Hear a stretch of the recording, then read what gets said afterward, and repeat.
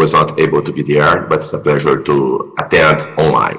So the idea is to present the possibility of scientific exploration of spirituality and even of one of the most challenging beliefs, spiritual beliefs, the idea of life after death.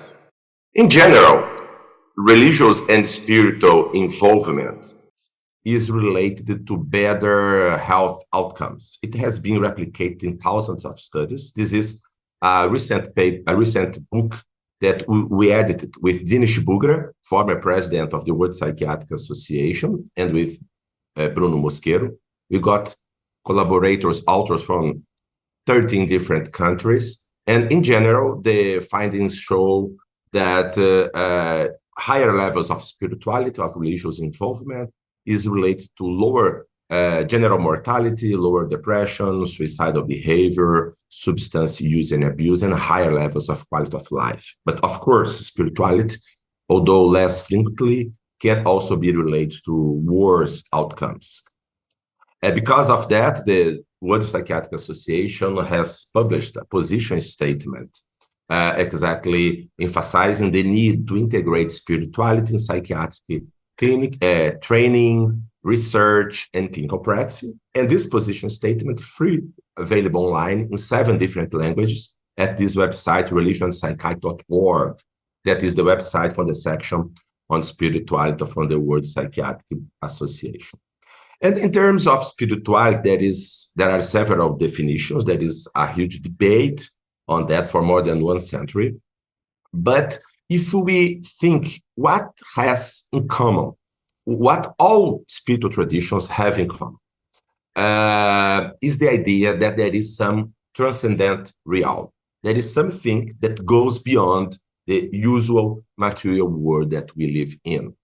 This transcendent could be God, gods, ancestors, spirits, whatever, but there is always, I was not able to find a single well-established spiritual tradition since Hinduism, Buddhism, Christianity, Islam, and native Brazilians in Australia, in Africa, whatever, they always believe in some sort of transcendental realm, but not only believe in this realm, but they consider this realm as sacred or the ultimate reality. So this is basically the core. So because of that, we define the spirituality as the relationship or contact with a transcendent realm of reality that is considered sacred or the ultimate truth or reality.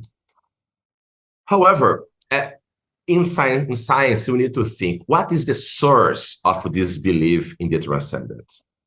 The usual explanations, usually based in materialist metaphysics, what we usually call the materialist scientism, the idea that science had proved that everything that exists is matter, so we must explain everything based on material aspects. And based on this idea, the transcendent, the experience of contact with transcendent cannot have ontological reality. So they must be explained that way in terms of perceptual problems like hallucinations. People are seeing a deceased relative. Of course, it must be hallucination.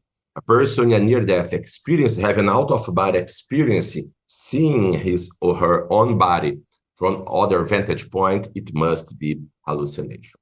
Or there are cognitive distortions or psychological needs like a defense mechanisms. People are not able to face, to cope with life as hard as it is, that life has no meaning. We are just atoms and that we will disappear in some decades. People cannot face that, so they create defense mechanisms like belief in God, afterlife, so on and so forth, or social cultural constructions. However, of course, these 3 sorts of explanations can explain much of this belief. However, we also should be able to consider what if such spiritual experience have some ontological reality? What if these spiritual experiences are some glimpses on this another aspect of reality? This is one of the major points.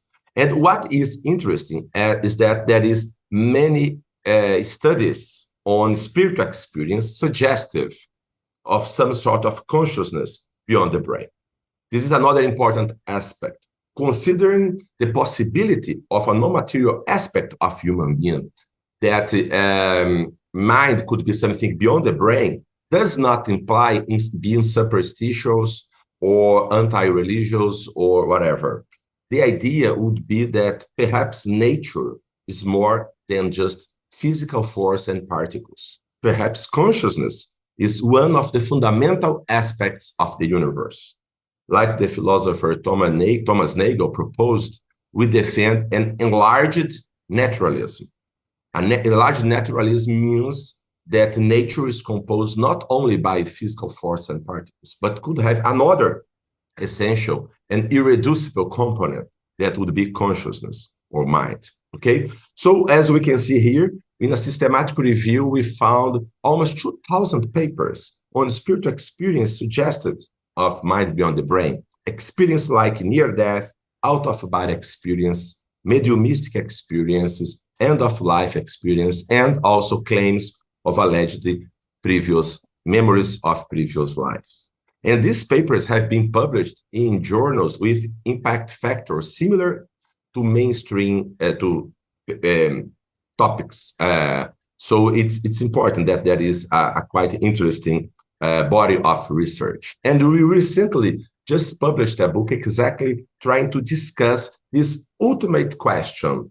Is it possible to investigate in scientific way one of the core beliefs of the most spiritual traditions, the idea of some sort of survival of consciousness after death. Okay, so we exactly did a huge literature review to see what sort of investigation is possible and have been done. And it's very interesting, very much surprising for most of religious people, people from science, and even from general audience, that this sort of investigation has been pursued for more than 150 years by some of the brightest minds in philosophy and science. However, this investigation sometimes is damaged, is hampered by some prejudice, ideological or philosophical prejudice. For example, the idea that neuroscience has proved that the brain generates the mind. It's not true. I don't have time here to discuss this further, but it's well recognized that the mind-brain problem is the brain produces the mind, or if the brain is an instrument, is a tool for manifestation of mind, is a very hot topic that we in science do not have a solution yet. Okay, and there are some other prejudices that we need first to remove, like the idea that everything in this would be superstition and things like that. But how can we translate this philosophical, religious idea, survival of consciousness, in a scientific quest? That is the point. The point is we must have empirical, verifiable consequences to do scientific investigations. So what would be the consequence, the empirical, verifiable consequence of surviving, of a surviving mind, of surviving personality? So would be evidence of mind activity when the brain is dead or when the brain is not working. Okay, so what would be evidence of mind activity? Would be evidence of memory, personality traits, skills, such aspects of that makes us recognize other person. So, and as I said, this sort of investigation has been pursued for 1.5 centuries, but most people are not aware of that. So let's present very briefly some of the main studies on this topic. So one is near-death and out-of-body experience. Basically, people claim, and it is also very important to state that all the experience that we discuss here have been described in all cultures, in all civilizations, throughout all times. So it's not something specific on a group or another. Of course, some religious groups, some spiritual groups tend to emphasize more one experience than other. And also the cultural background can shape, in some sense, some aspects of the content of the experience. However, the core of the experience is universal, is transhistorical, because they are truly natural human experiences. So near-death experience and out-of-body experience, the people that claim to be out of their bodies, they claim to be able to see the body from a different vantage point, and specifically when they are in near-death circumstance, like in sepsis, in coma, or in cardiac arrest. What is interesting is that they claim to have a very clear consciousness when there is a damaged brain. So we would expect that if the brain is not working properly, that the mind would not work properly in a physicalist perspective. However, they claim to be conscious, but not only that, they claim to be more conscious than ever, to have a more clear consciousness. Very different from patients with confusional states, with delirium that we usually see in UCI. And there are several studies investigate the quality of these memories. There are some scales for to separate real memories from fantasies. And the memories from near-death experiences score higher in the quality of memory than even real memories. And these experiences have deep impact on people's life, people's values, people's behavior, even 20 years later. They cannot be explained just by cultural beliefs. Actually, it's very common that the content of the near-death experiences challenge the person's previous beliefs.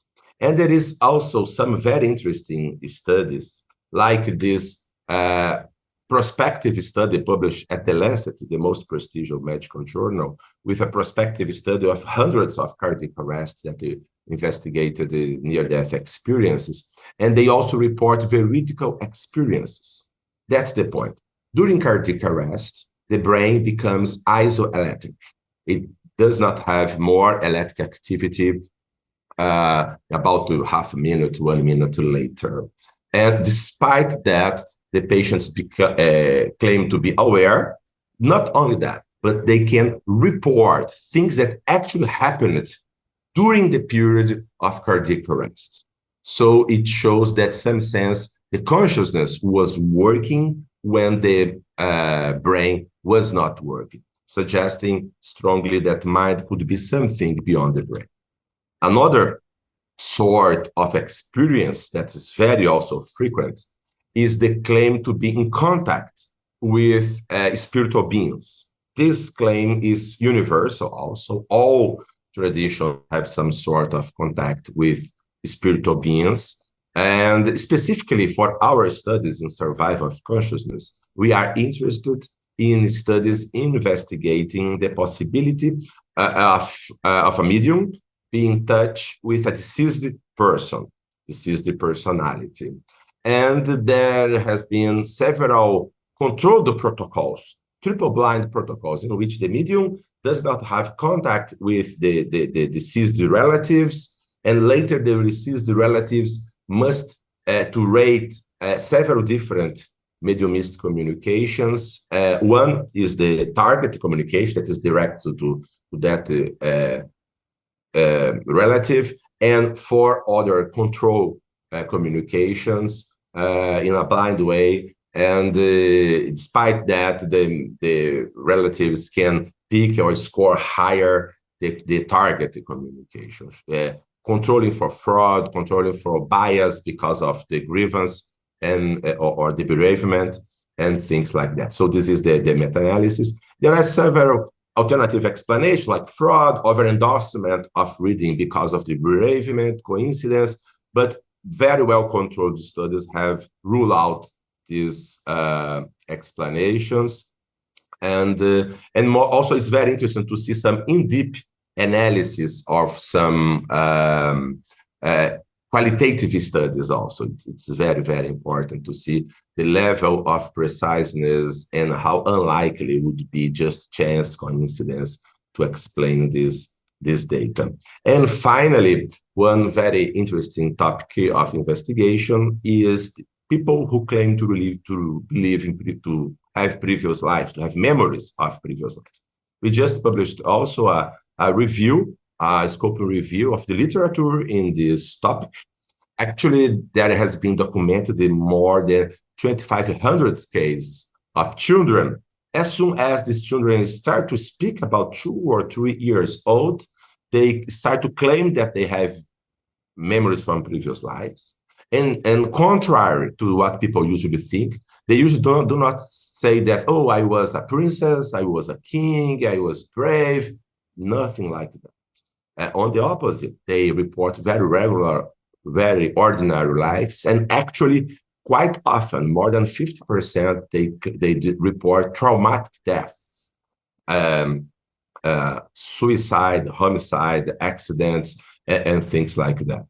And what is interesting is that in large proportion of this case, it's possible to track a deceased person that matches this case. Very frequently, the family has no contact, has no knowledge about this previous deceased person.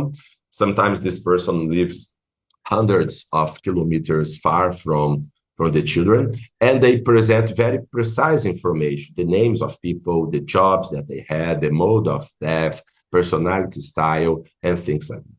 And what is even most challenging, in a reasonable number of these cases, the children have birthmarks or birth defects that are consistent with the injuries suffered in the alleged previous personality. Usually is the fatal wound. So Ian Stevenson, professor from University of Virginia, professor of psychiatry, he died some years ago. He documented more than 300 cases that very close match between birthmarks and birth defects that matches the fatal wounds of the alleged previous personality. And what's also very interesting, these children quite often have emotional reactions like phobias or symptoms of post-traumatic stress disorder that are consistent with the alleged previous mode of death, for example, but is not consistent with the current life. These children usually were not exposed to traumatic experiences. In these cases, although they are more commonly found in the Asia, especially in India, in other countries where the reincarnation belief is widespread, these cases have been found and reported in all areas, in all continents. Okay, this is also another human experience. So, and finally, one of the major barriers to the rational study of spiritual experience, and especially the idea of survival of consciousness, are some misguided philosophical and ideological prejudices. Okay, specifically the idea of usually the prejudice come from two extremes: the dogmatic materialists that denies everything that could challenge their materialistic beliefs, and the dogmatic religious people also that refuse also to take a look at the evidence that does not fit their previous religious beliefs. So, in summary, in the end of our review, in the end of the book, we show how different experiences investigated by many different sorts of investigators from different countries, from different research areas, they have found findings that are very consistent and supporting in different perspectives. We call this a triangulation of evidence supporting the survival hypothesis. Of course, I need to go very fast here, but just to give you some ideas. So the idea is that the convergence of a diversified and robust body of evidence of the persistence after death of memory and character suggests that in some sense the survival of consciousness could be a fact of nature that must be better investigated. So in more details, we have published it at Springer Publishing House. And finally, here are our contacts for those who would like to contact me, my email, my social media, and also we have a YouTube channel that has more than 3,000 videos from 80 scientists around the globe, experts, world-leading experts in science and spirituality. So TV Noobs. So it's also free for those who are interested in. Thank you very much. Thank you, Professor Alexander. What a way to have this discussion establishing our Maharishi.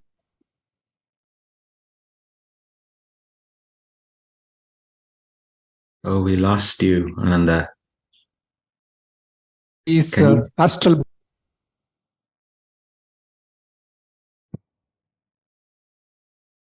Yes, Shakti, floor is yours.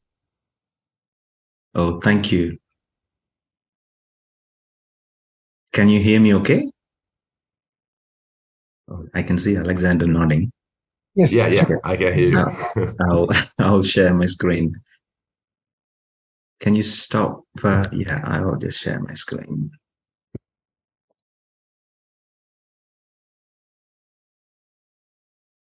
வாழ்க வையகம், வாழ்க வையகம், வாழ்க வளமுடன்.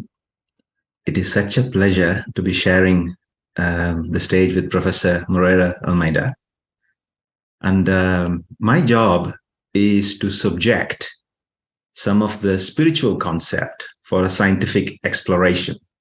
So this is not confirming the dogma or declaring something is the ultimate truth, but actually subject some of the spiritual concepts that Maharishi has been teaching for a scientific exploration. And that is because the implications are huge in terms of saving lives, making the world a better place, whichever way we want to look at. So I'll be very quick, and then I hope we will have some time to discuss and debate and ask questions and make it even more interactive. I know this is the last session for people in India, so you may be tired. So be ready for some question and answers. Before I start, I really want to acknowledge my mom. I think she is in the hall, and she's the one that exposed me and encouraged me to go and search for answers. When I was a child, I used to believe, but I used to be taught, kannal kaanbadum poi, kadal ketpadum poi, thira visaripade mei, which means whatever you see and hear may not be true. You should be constantly inquiring to actually get to the truth. And I am standing here based on all the work that have been done by these great and the good. Some are very historical, like the Schrodinger's work on what is life, and a latest version by Paul Nurse on what is life, as well as Sadhbir Singh Khalsa from Harvard, and some of the great work done by Bruce Lipton about the epigenetics and the biology of belief. So what I'm sharing is other people's work, but I'm trying to build a bridge between bodies of knowledge. And it is really, really important when we are talking across cultures, between the East and the West, between various languages, we really understand the questions and the concepts, and particularly the methodology. So how we are going to get to know the knowledge is really, really important for collaboration, and particularly the role of language. It has been said before by, I think Thomas mentioned it, there's a semantics. Some spiritual traditions use certain words that may be completely different from a scientific point of view. So I really encourage the scholars and people who are about to do their PhD just to be very widely aware of the use of knowledge, the use of language, and the semantics. Maharishi himself, and no doubt many of us will have wondered, why do people die early? What causes poverty? Where is God? And these can be approached from different perspectives. A scientific perspective, which a lot of us have been listening to this morning, based on materialistic or physicalist perspective. Everything is pretty much reduced to molecular or subatomic. And if we don't see it, then that doesn't exist. That's one way of looking at it. Philosophical perspective is constantly asking questions and checking with logic. and spirituality, where it is all personal experience. You will never find out what it is like to be me, and I will never be able to find out what it is like to be you.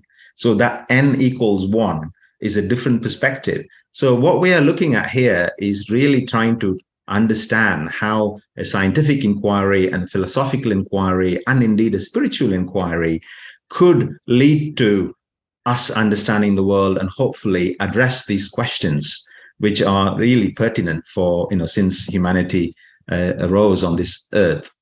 And I am starting from the perspective of yoga, which has been known to us for thousands of years. And increasingly, there is a convergence between what has been coded as yogic practice and what we are currently correlating that with physicalist perspective, and increasingly the philosophy of mind and some of the work that Professor Moreira Almeida just presented.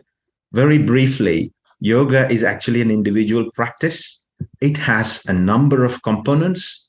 Normally, we think about yoga as physical exercises, but it has got physical component, which is asanas. There is a social and ethical living component, which are yamas and niyamas.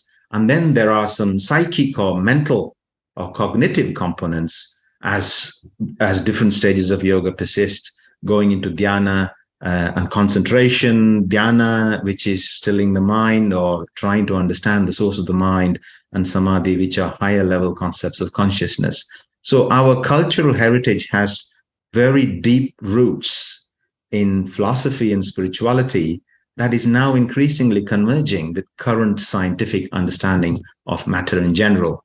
So we are converging here in terms of why, the question of why, and I'm looking at it from the perspective of peaceful living with compassion and love, and actually living in harmony between oneself, the society, and nature, as broad as we can define nature. And these are perennial purposes for humanity. And Maharishi has codified it in a very easily accessible way as the principles of life. So you don't even need to be spiritual. There is a very secular way of understanding how one goes from meeting their basic needs and progressing in their life in understanding and knowledge, right up to knowing oneself. And in the middle, there are lots of, there are 12 principles, which I won't have time to go into the detail, but essentially that's what the principles of life as propounded by Maharishi is. And in terms of the spiritual practice, and this is mainly for the non-sky yoga audience, there are 4 different components: physical exercises, Kayakalpa, which is a special practice involving toning up of nerves and breath work, meditation, and then a number of psychological components leading to behavior change and personal transformation. Now, much of the asanas and the simplified exercises and meditation has been subject to a lot of scientific inquiry, whereas the Kayakalpa yoga and some of the advanced understanding of consciousness is still being explored by science, and we have an opportunity to understand and explore this a lot. And that's what I mean. So people like Sattva Singh Khalsa, and there's a whole textbook written on the psychophysiology of yoga. And it has been shown from a physicalist, from a materialist perspective, our brain scans, our biomarkers, endocrinal assays, the way that our heart beats, how we feel and how we behave. There's been a lot of research that has already happened that seems to converge that some of these yogic practices, like the asanas, like the pranayamas and the meditation, can actually have positive impacts on a number of physiological and psychological markers. So we're starting from that base to say that there are certain aspects of Kayakalpa yoga and simplified Kundalini yoga, like some of the concepts that we've been hearing this morning, like life force, biomagnetism, genetic center, sexual vital fluid. They have not been particularly subject to a scientific inquiry. And that's what we hope that this conference will help us understand and explore that better. And Professor Moreira Almeida has already defined spirituality, which is something related to transcendent and what is considered sacred.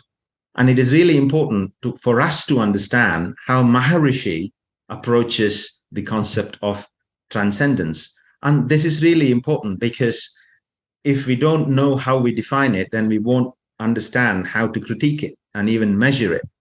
So I want to begin just a couple more slides, and then we will have a conversation. The first idea of transcendence, whilst it is very personal and a personal experience, Maharishi appears to have taken a very secular perspective, and he begins by saying, most of us understand reality through our senses and sensory perceptions. And these sensory perceptions are limited by these 4 dimensions: force, volume, time, and distance. And our sensory perceptions, or the instruments that we have got a limit within which they can measure. So he begins by saying, go within that limit and then try to answer the question of, is there something beyond that? And that's one of his starting points. And he asserts that there is a truth beyond these dimensions of force, volume, time, and distance, which I think is still a scientific inquiry when we compare that with dark matter, the origins of universe, and still we are discovering a lot about gravity and so on. So I think this offers us a platform, a bridge between some of these concepts in spirituality and modern day science. And furthermore, he claims, and many of us have practiced it, he says that it is possible to know the ultimate truth, but your instruments has a limitation. Therefore, you have to use your intuition and mind. And that's where we start to diverge from brain equals mind to maybe there is something beyond brain that we need to explore.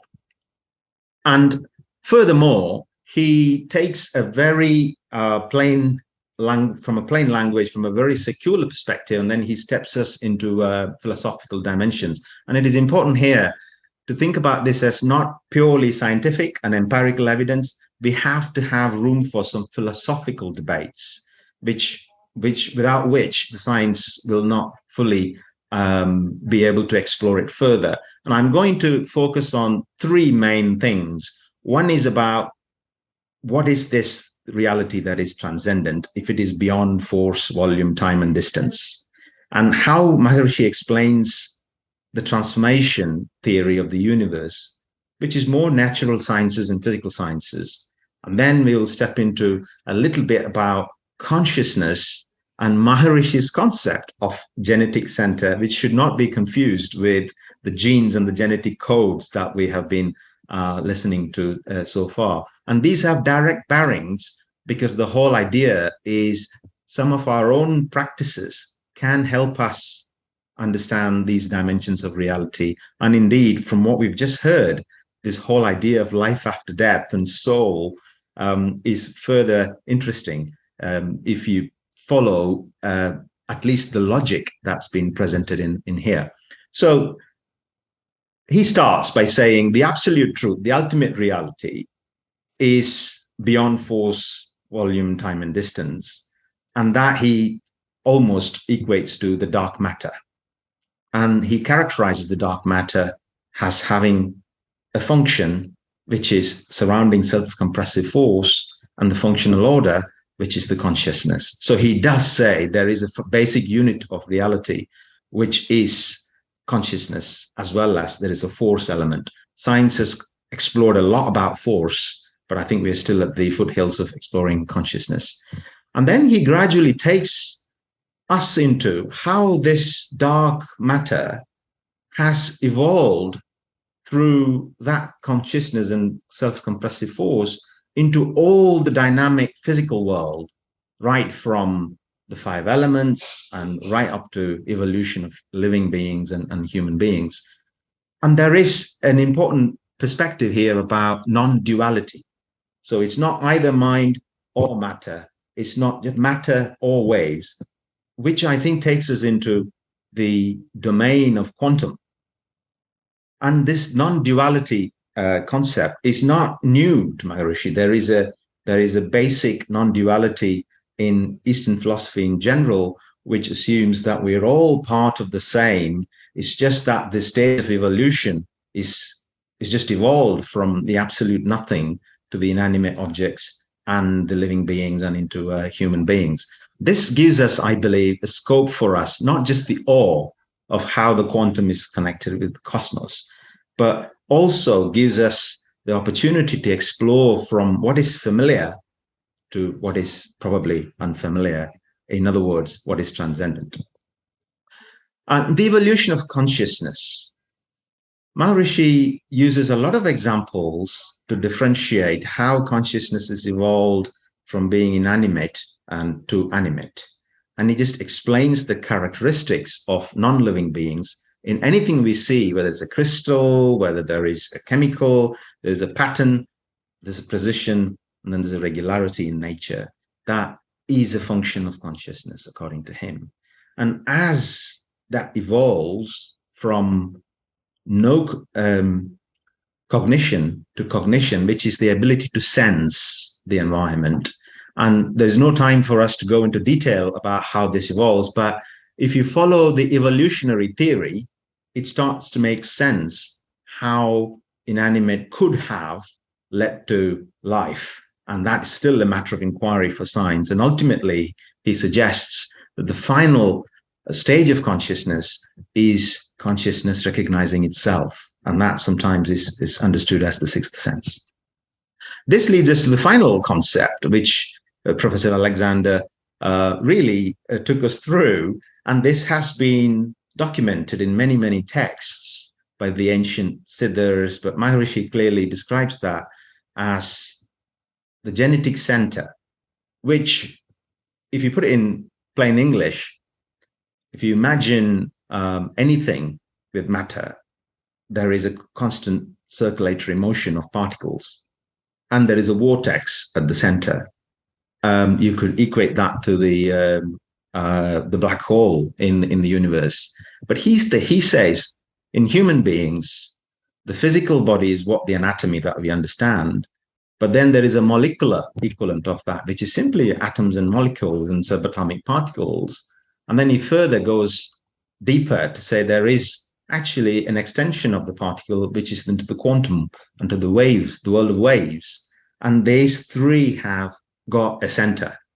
And that's what he calls the genetic center. And he says that that has the code that contains all the evolutionary and environmental imprints, which is fascinating if you think about the quantum computing that we've just been talking about.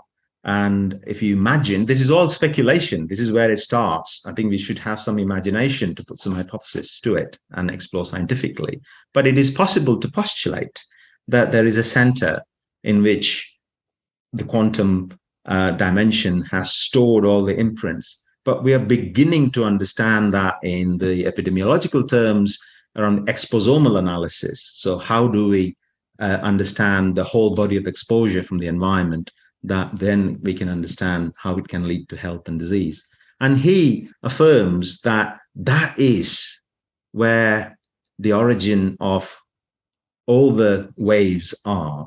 And they work through the brain, and brain is actually an intermediary in understanding the reality. And likewise, he also affirms that through our actions, we have imprints on the genetic center, but through the brain. And in essence, that seems to correlate and converge with what Professor Moreira Almeida seems to be saying in terms of there could well be a possibility that we need to entertain, that consciousness exists, but it is not the same as the brain. But that center of consciousness, or the center source code of all our previous imprints, if you want to call it, is called as genetic center in Maharishi's philosophy. So I'm coming to an end of my presentation. I think this is an exciting field, just the two concepts of the source code of life, or the genetic center, and indeed the consciousness, especially the idea of life after death, and that there is a unit of consciousness that could be could exist now, and it can manifest in a different person, which seems to be a source of awe for me, and I'm sure for all of us who are interested in exploring this dimension through scientific inquiry. So I'll probably leave it there, Professor Moreira Almeida. It will be really good to have a brief conversation about, so what does this tell us? What do you take from this? And indeed, you know, why should science care about spirituality, and why should spirituality care about science? Thank you, Sakti, for this overview that you presented. I think that we need to take in consideration spirituality because basically it's part of human being. Human beings since the beginning in the ancient history, we've been involved with spirituality. It has been an essential aspect of human lives, and it still is for most of human population. So it's what is anomalous is that in the last century, the academic environment neglected this aspect, but it was always part of even the intellectuals, the philosophers, they always thought on terms of spirituality. Since ancient Greece, like Plato, Pythagoras, and also in India, of course, it was always part of it. So it is important to use also the instruments of science to understand better spirituality and the implications of spirituality for health, for understanding of human being. Of course, science cannot provide all answers, but science can help add a collaboration to the fuller exploration of human being. Do you think, you just said science cannot have or cannot provide all answers. Is that a common understanding among scientists, or is there a belief that science can discover everything? Yeah, I think unfortunately nowadays in the scientific training, most scientists do not learn very much about philosophy of science, about the limits and possibilities of science. For example, values, ethics can be informed by science. By science can never tell us what we should or should not do, for example.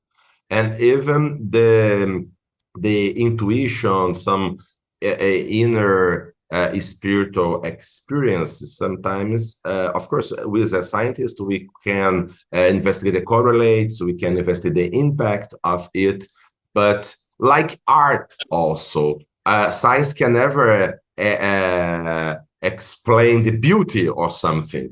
So the capacity of perceiving the beauty is something beyond science. So in my perspective is this, we have at least four major ways to grasp reality.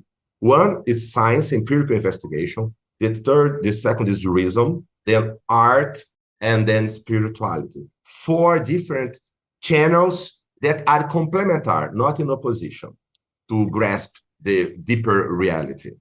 Very, very beautifully put. So really, science and spirituality, science and philosophy, arts and science, they're not really in competition between each other, but somehow we perceive that they are acting against each other. What is your take on that? Yeah, I think this is very, very important because this is also another kind of fake news that sometimes we learn in our scientific training. For example, quite often we learn that the rational thinking, even in ancient Greece, developed in opposition to a spiritual perspective. That is completely false. If we see Pythagoras, Socrates, Plato, Aristotle, all of them were deeply spiritual people. Actually, they have never seen opposition between this perspective. And even science, modern science, Francis Bacon, Galileo, Kepler, Newton, all of them were not only spiritual people, but were spiritually motivated to develop science. Nowadays, it's well established in good history of science. So this idea of confrontation, a necessary confrontation between science and religion, for example, is an anomaly from the 20th century, basically. And nowadays, most of the best universities like Harvard, Cambridge, Oxford, all of them have center for discussions in science and religion. So we can learn from each other. There are several possibilities of integration and discussion between spirituality and science and philosophy and reason. Great, great. Let's have a look at some questions. I mean, we are speaking to a hall full of people who are in the Center for Spirituality, Education and Research. And we've got a number of scholars wishing to pursue some of these spiritual concepts through scientific inquiry. You've obviously been listening to very briefly about this notion of genetic center, or the center or the source code of life that is away from brain or not the same as brain. How should one approach, what are just give us an overview of how should one go about scientific exploration of these spiritual concepts like consciousness and life after death? Yeah, I think that, as I said previously, science cannot explore all spiritual beliefs and things, but science can explore scientific experience and beliefs that have empirical implications, as I said previously. So, as I said, if there is survival of consciousness after death, we could try to find empirical evidence of it. So, evidence of persistence of character and memory. And then we can see if we find this. And we present very briefly a summary of some evidence of some studies that showed that. And it's also very interesting because in basically all traditions, in all cultures, people allege that they believe in afterlife because of these experiences, because they were able to see themselves out of their bodies and they came back. They were able to see when they were dying, they saw their dead parents coming to welcome them. When they have people who claim previous lives. So all these experiences make people usually believe in this afterlife.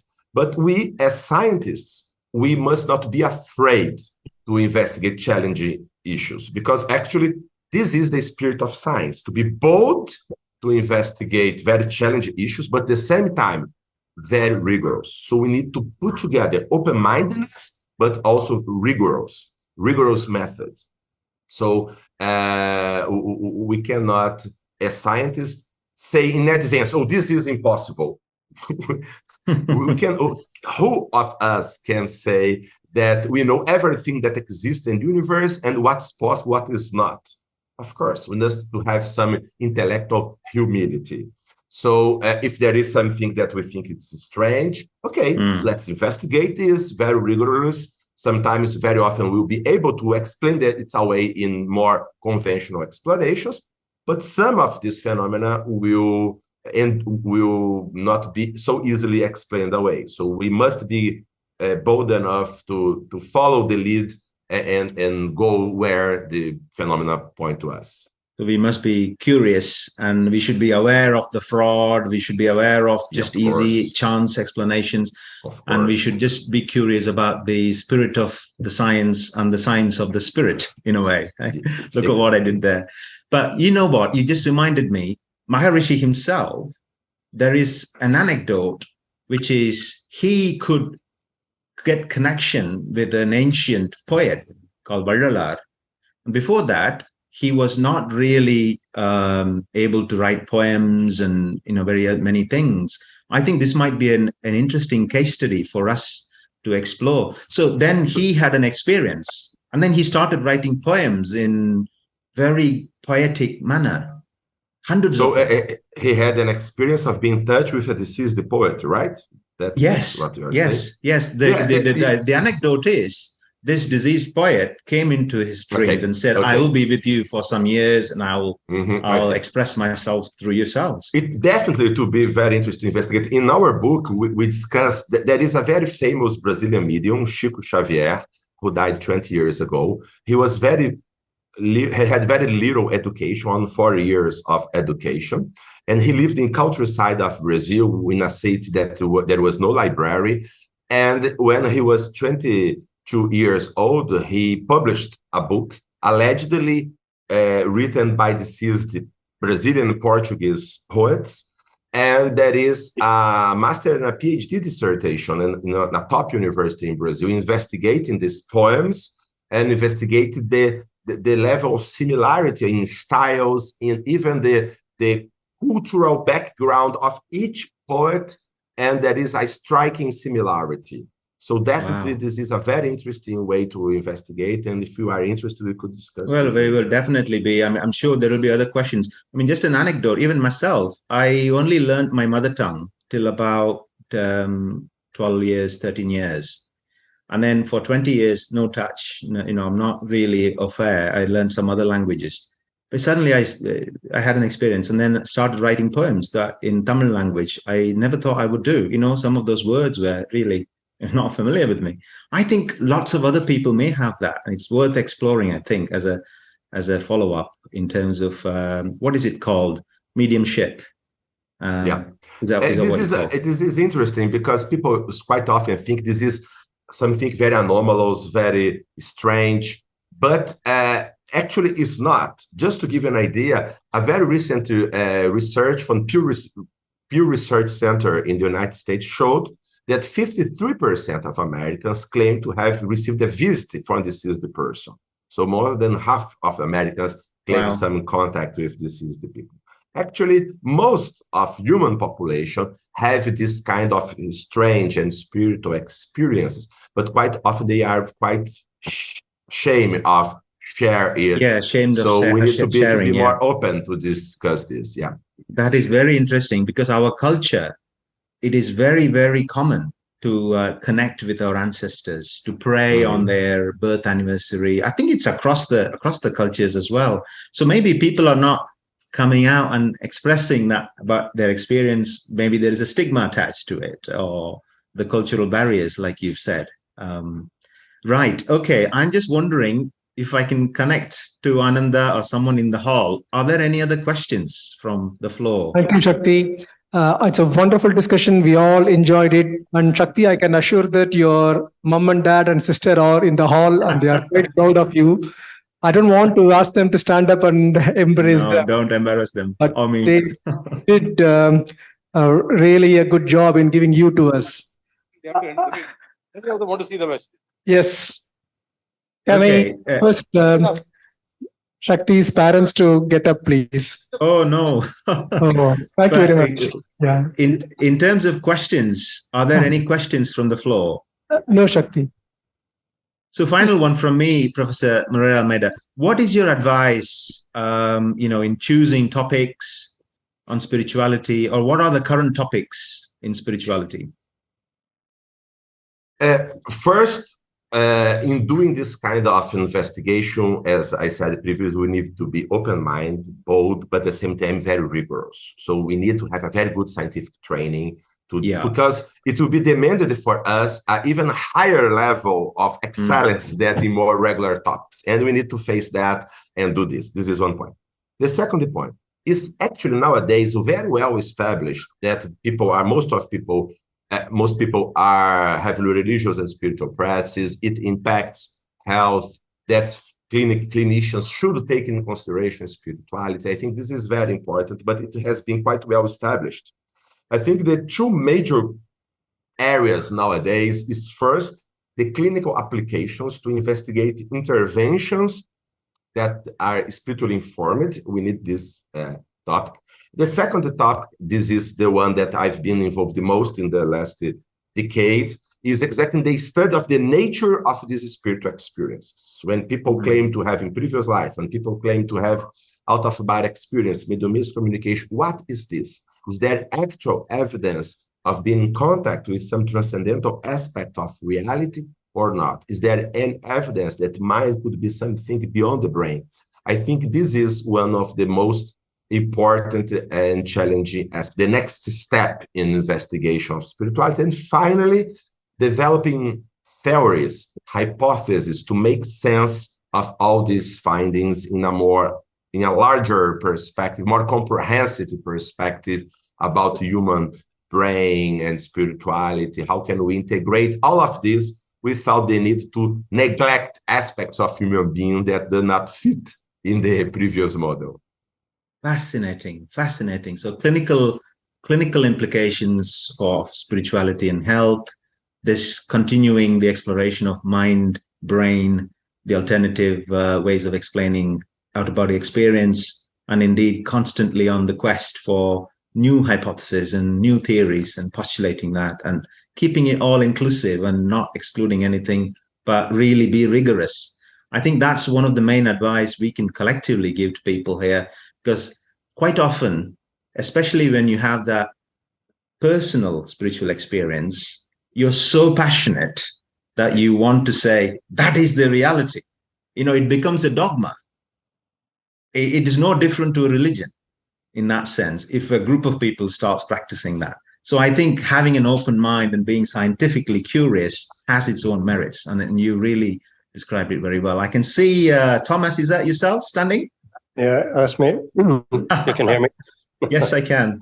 No, I just want to be a little bit nosy here. And regarding the traveling of minds from one to the other, I mean, if we assume that humans only exist or minds only exist here on Earth, then the human population is increasing.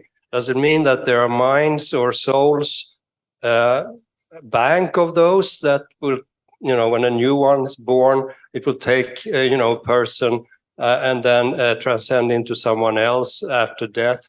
So, I mean, you know what I mean? Yeah. The math doesn't really compute. And a second thing that you mentioned dark matter, and I was waiting for someone actually to bring up dark matter. People talk about gravity. How about dark matter? Maybe that's the key here, that there is something like we actually have no idea what it is, dark matter and dark energy. And still, scientists can say that there is something there, but we just don't know what it is. So there are actually two questions. What about you, Alexander? Would you like to go first? I'm very happy to follow you. Yeah, okay. So the first question, I think our first step is exactly to investigate what the evidence shows us. And later we need to try to explain this stuff.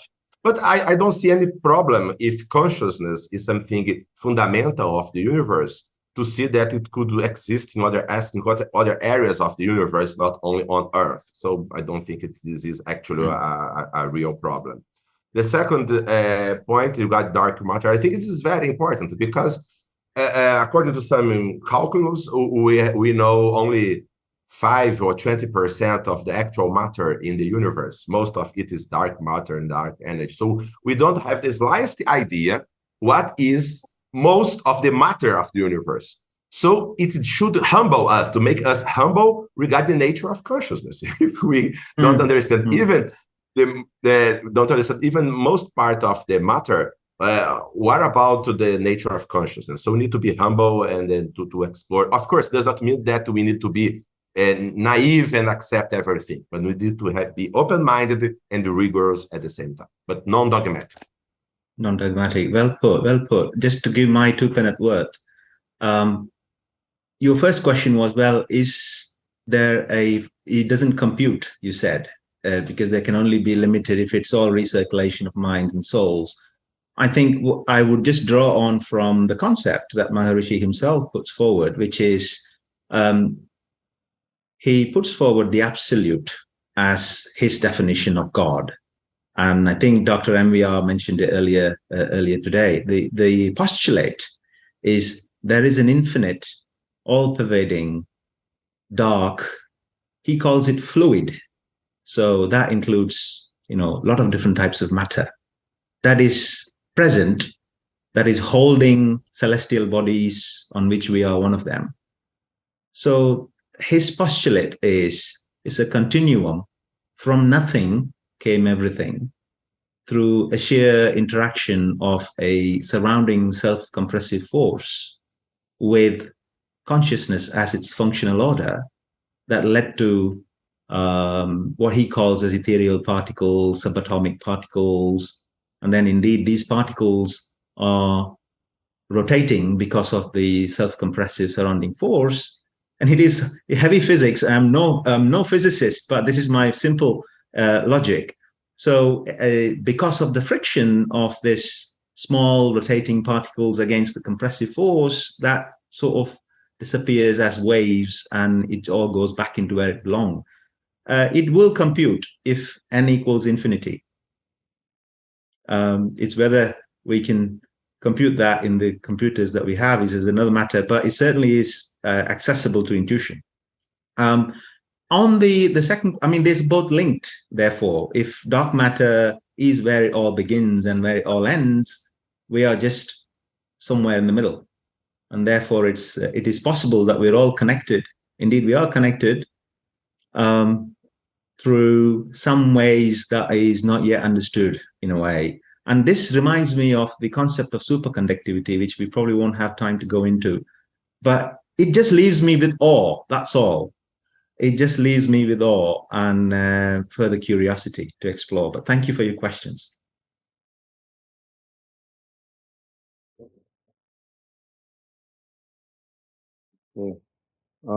Sorry, I just have a small comment. Conductivity is extremely well explained by physics. Yeah. And there's no secret. So for physics. And the other point is dark matter means the physics don't know anything, if it's a liquid or whatever. So thank you. Is that Marco? Yes. Yeah. I was just listening to a podcast. I think there is a group in Oxford University that were describing the state of matter that means that no amount of magnetism is found. And that means that matter can just travel with very high speed. I'm very curious to follow that up. And I wonder whether there is something biologically equivalent to that. I don't know. But you just reminded me of that. Oh, these are so-called subatomic particles which are sticking together, so-called Cooper pairs. Yeah, I can't quite remember, but they were doing experiments in low temperatures in such a way that they have taken almost all the resistance.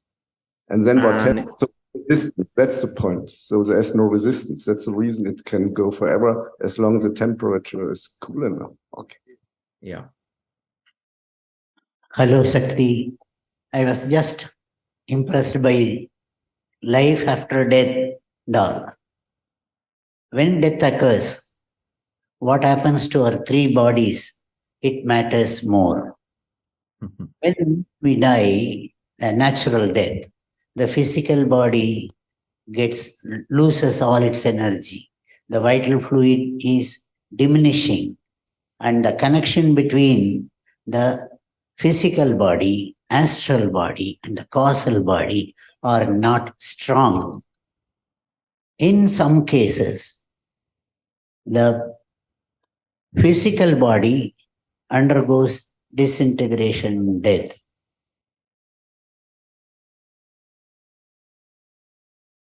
We've lost him. Are you okay to stay along for a few cellular minutes? organization. Whereas the astral body, it is made up of energy particles or divine dust particles. They have the energy and they can give. If the connection between the astral body and the causal body is strong enough, they both leave the body, physical body, together.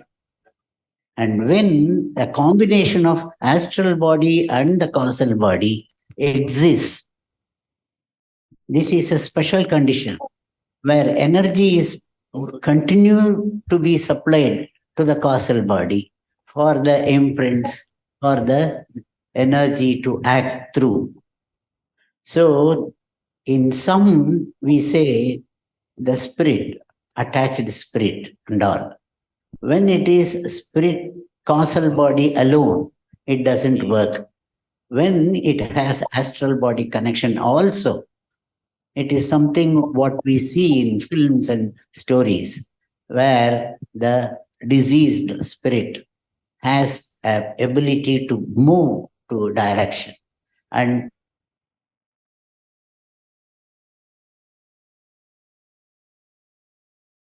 We lost them again, haven't we?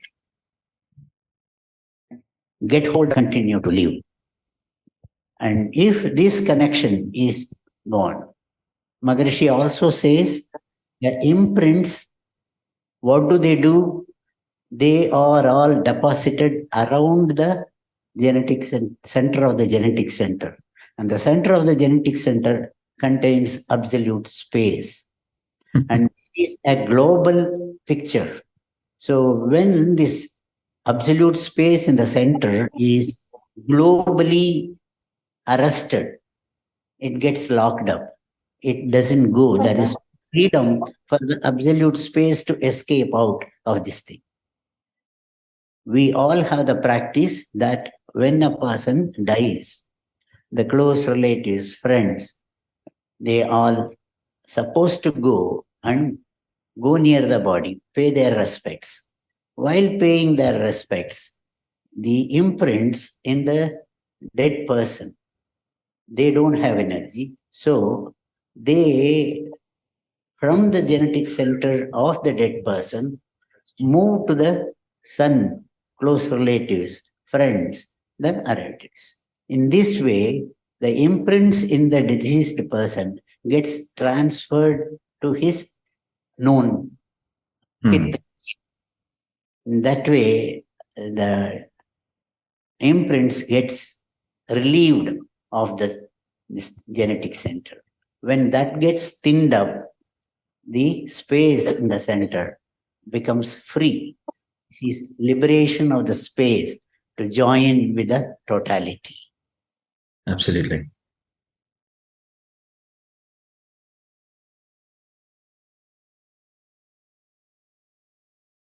We've lost you again. Like that. Yeah. Okay. Thank you. No, thank you. Thank you, Dr. Rabindranath. I mean, there is one thing I want to leave, reflect on that, which is the idea of cause and effect. And indeed, the actions that we take, and it's got huge social implications for humanity, I believe.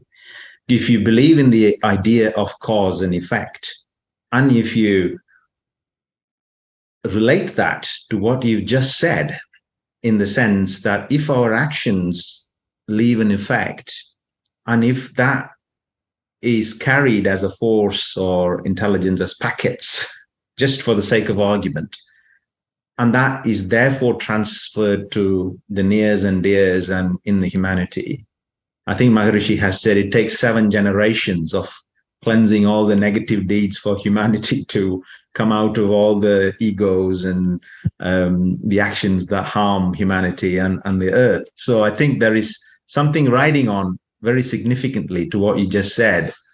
But yes, thank you. Thank you for your reflections. Really, really welcome your guidance all along. Thank you. Thank you, Shakti.